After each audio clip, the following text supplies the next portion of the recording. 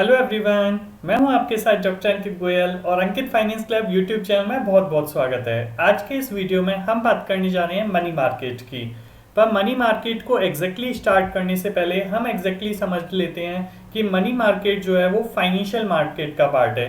देखिए, अगर हम मार्केट की बात करें तो हम सभी जानते हैं मार्केट एक प्लेस होता है जहाँ पे बायर्स और सेलर्स होते हैं। फाइनेंशियल मार्केट वो प्लेस है जहाँ पे बायर और सेलर मनी से रिलेटेड लेन देन करते हैं। यहाँ पे कोई प्रोडक्ट और सर्विसेज नहीं है, जो प्रोडक्ट्स भी हैं वो मनी से रिलेटेड इंस्ट्रूमेंट्स हैं। तो देखिए, जब आप शेयर बाय करते होंगे तो आपको शेयर मिल जाता है और आप कंपनी को पैसा दे देते हैं, या आप डिवेंचर लेते हैं तो डिवेंचर में आपको एक सर्टिफिकेट मिल जाता है जिसमें लिखा होता है कि कंपनी आपको या जिसने भी डिवेंचर इशू किया है वो after a certain period of time आपको आपका पैसा वापस कर देगी विद इंटरेस्ट। तो ये इंस्ट्रूमेंट्स होते हैं। तो अगर इस फाइनेंशियल मार्केट की बात करें तो इस फाइनेंशियल मार्केट के दो पार्ट हैं।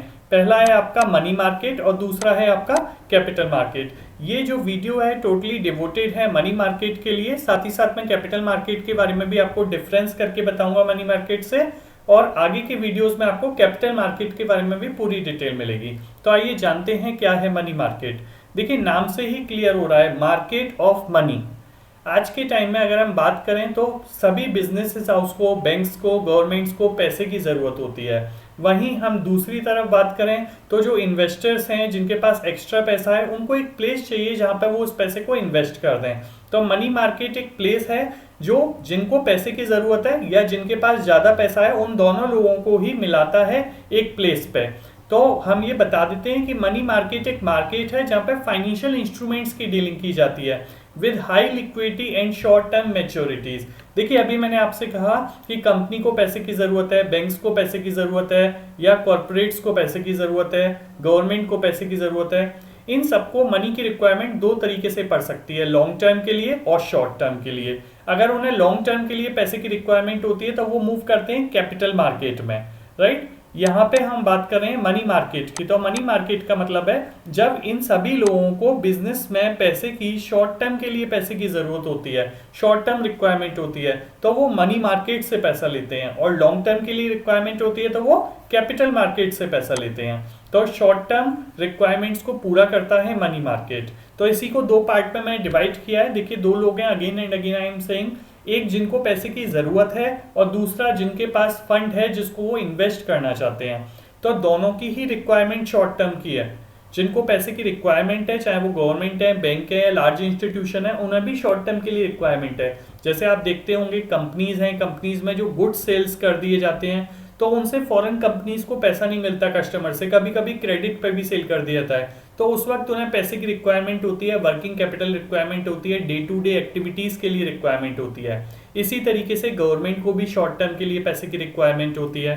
तो मनी मार्केट क्या करता है, it enables governments, banks and other large institution to sell short term securities. यानी ये क्या करते हैं, एक तरीके से शॉर्ट टर्म सिक्योरिटी सेल करते हैं। यानी एक पेपर पे लिख के दे देंगे कि हम शॉर्ट टर्म के लिए आपसे पैसा ले रहे हैं, राइट। तो आई होप आपको ये समझ में आया।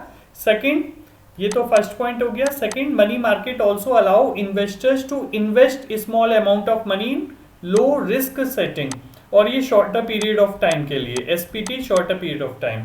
यानी कि अब हमें समझ में आ गया कि मनी मार्केट एक तरीके का मार्केट है जहां पे शॉर्ट टर्म के लिए पैसे का आदान प्रदान, लेन देन, एक्सचेंज होता है।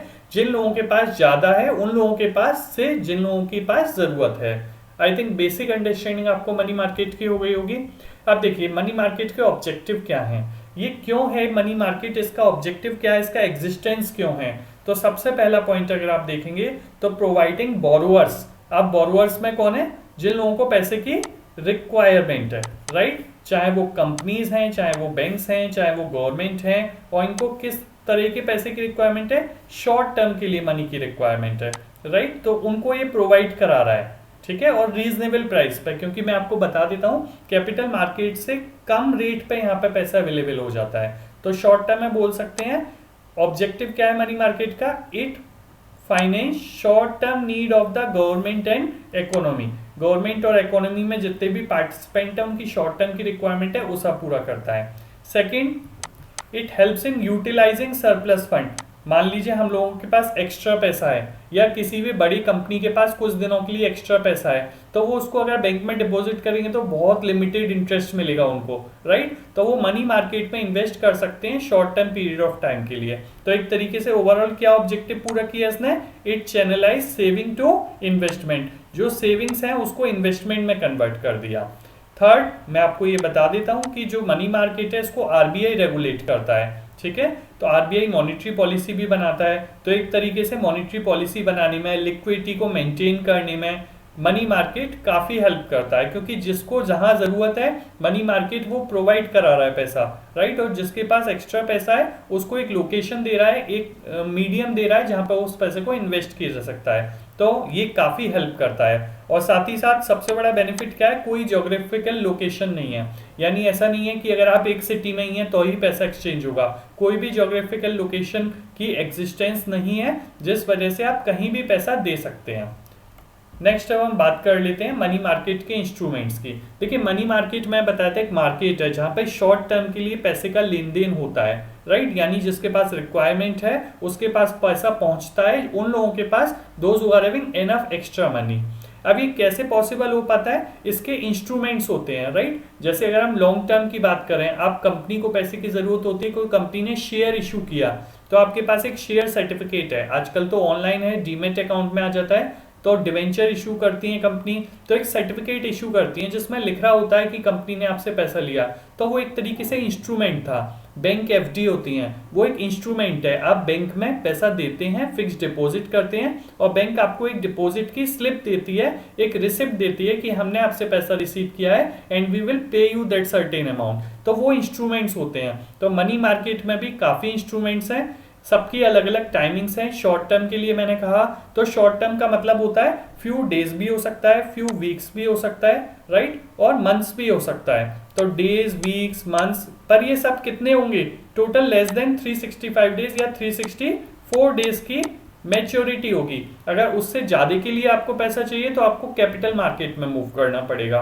और इसको कंट्रोल कौन कर रहा है, मैं आपको बता चुका हूं, रिजर्व बैंक ऑफ इंडिया है, आरबीआई है, वो इसको टोटल कंट्रोल कर रहे हैं। अब हम इंस्ट्रूमेंट्स देख लेते हैं कौन कौन से इंस्ट्रूमेंट्स हैं। तो देखिए ये कुछ इंपॉर्टेंट इंस्ट्रूमेंट्स हैं जिनके थ्रू मनी का एक्सचेंज होता है, पैसा एक तरफ से दूसरी तरफ पहुंचता है। अब ये डिपेंड करता है, अगर हम ट्रेजरी बिल की बात करें तो ये इशू करते हैं गवर्नमेंट की तरफ से, यानी आरबीआई इशू करता है गवर्नमेंट के बिहाफ पे। गवर्नमेंट को अगर शॉर्ट टर्म के लिए पैसे की जरूरत होगी तो वो ट्रेजरी बिल इशू करेंगे, राइट। कॉमर्शियल पेपर, तो अगर बिग कॉर्पोरेट्स होते हैं, राइट, या पब्लिक सेक्टर यूनिट्स होती हैं, उनको पैसे की रिक्वायरमेंट है तो वो कॉमर्शियल पेपर्स के थ्रू लेते हैं। सर्टिफिकेट ऑफ डिपॉजिट्स, अगर बैंक्स को पैसे की रिक्वायरमेंट है तो सर्टिफिकेट ऑफ डिपॉजिट इशू करते हैं।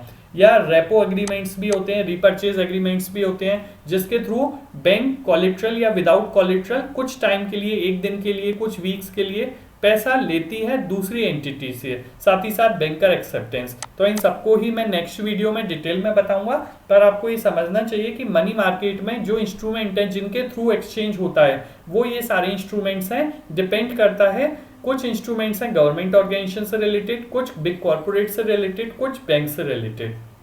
अब हम नेक्स्ट बात कर लेते हैं रिस्क और रिटर्न की। तो देखिए मनी मार्केट में जो रिटर्न होता है वो कम होता है और फिक्स होता है। यहाँ पे लिख रखा है कि most of the money market instruments provide fixed return, fixed return provide कराते हैं। फॉर एग्जांपल आप गवर्नमेंट से लेते हैं, गवर्नमेंट ने कहा 6% ट्रेजरी बिल्स, तो आपको 6% की इंटरेस्ट रेट मिलेगी उस पर।